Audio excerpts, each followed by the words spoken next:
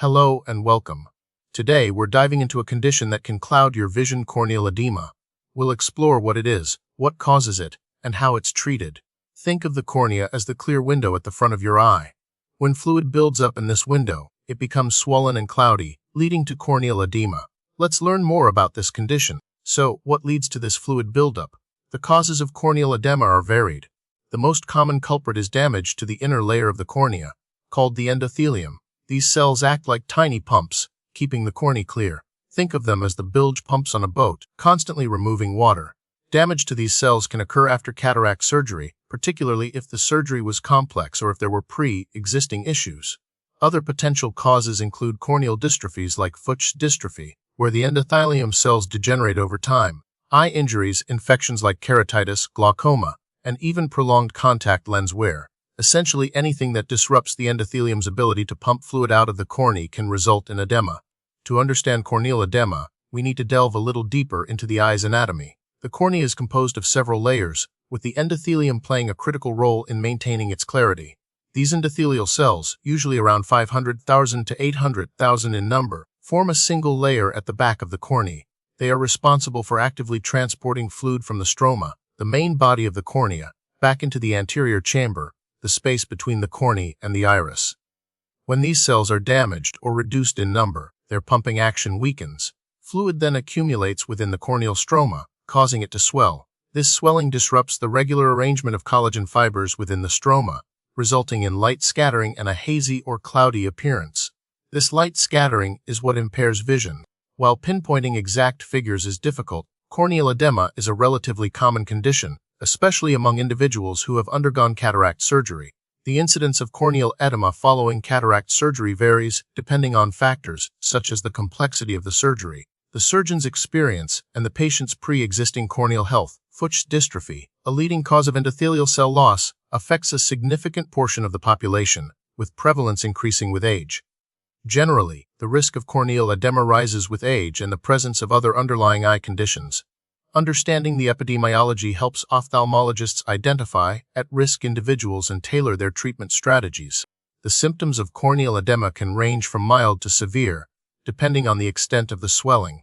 One of the most common symptoms is blurred or hazy vision. This blurring may be worse in the morning, as fluid tends to accumulate in the cornea overnight while the eyes are closed. As the day progresses, some of this fluid may evaporate, leading to a slight improvement in vision. Other symptoms can include glare or halos around lights, sensitivity to light, eye pain or discomfort, and the sensation of something being in your eye. In advanced cases, blisters called bullae may form on the surface of the cornea, causing significant pain and irritation. If you experience any of these symptoms, it's crucial to consult an eye doctor for a thorough evaluation. Diagnosing corneal edema involves a comprehensive eye examination. Your ophthalmologist will use a variety of tools to assess the condition of your cornea. Slit lamp biomicroscopy is a key diagnostic technique, allowing the doctor to examine the cornea under high magnification and identify signs of swelling, thickening, and the presence of bullae. Pachymetry is used to measure the thickness of the cornea. In corneal edema, the cornea will be thicker than normal. Specular microscopy is a non-invasive imaging technique that allows the doctor to visualize and count the endothelial cells. A low endothelial cell count is a strong indicator of endothelial dysfunction and an increased risk of corneal edema. In some cases, additional tests like optical coherence tomography, or OCT, may be used to further evaluate the corneal structure. While the primary problem is fluid buildup, we can generally classify corneal edema based on its cause. We have pseudophakic bullous keratopathy, which happens after intraocular surgery. Then we have Fuchs endothelial dystrophy, which is a slow, progressive deterioration of the endothelial cells. There's also edema caused by trauma or inflammation, and congenital hereditary endothelial dystrophy, a rare condition present at birth that affects the development of the corneal endothelium. Identifying the specific type of corneal edema is important because it helps guide treatment decisions and allows for a better understanding of the long-term prognosis. The treatment of corneal edema depends on the underlying cause and the severity of the condition. In mild cases, treatment may involve using hypertonic saline drops or ointments. These solutions draw fluid out of the cornea by osmosis, reducing swelling and improving vision. For more severe cases, or when hypertonic solutions are not effective, surgical intervention may be necessary. The gold standard treatment for severe corneal edema due to endothelial dysfunction is corneal transplantation. There are different types of corneal transplants, including Descemet's stripping automated endothelial keratoplasty, or DCEK, and Descemet's membrane endothelial keratoplasty, or DMK. These procedures involve replacing the damaged endothelial layer with healthy endothelial cells from a donor cornea. In some cases, a full-thickness corneal transplant, or penetrating keratoplasty, may be required. In addition to these treatments, addressing any underlying conditions, such as glaucoma or inflammation, is also important.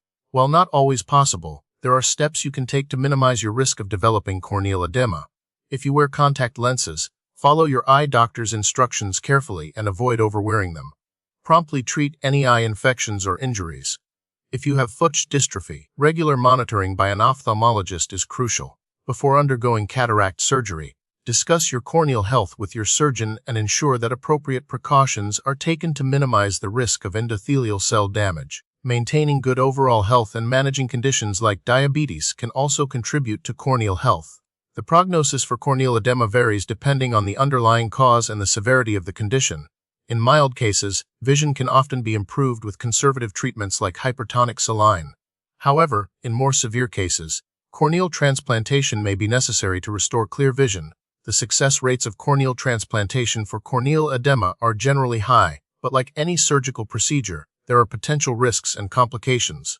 Recent research is focused on developing new and less invasive treatments for corneal edema, such as cell-based therapies aimed at regenerating the corneal endothelium. These advancements hold promise for improving the long-term outcomes for individuals with this condition. Thank you for joining us today as we explored corneal edema. Remember to consult with your eye doctor if you experience any concerning vision changes.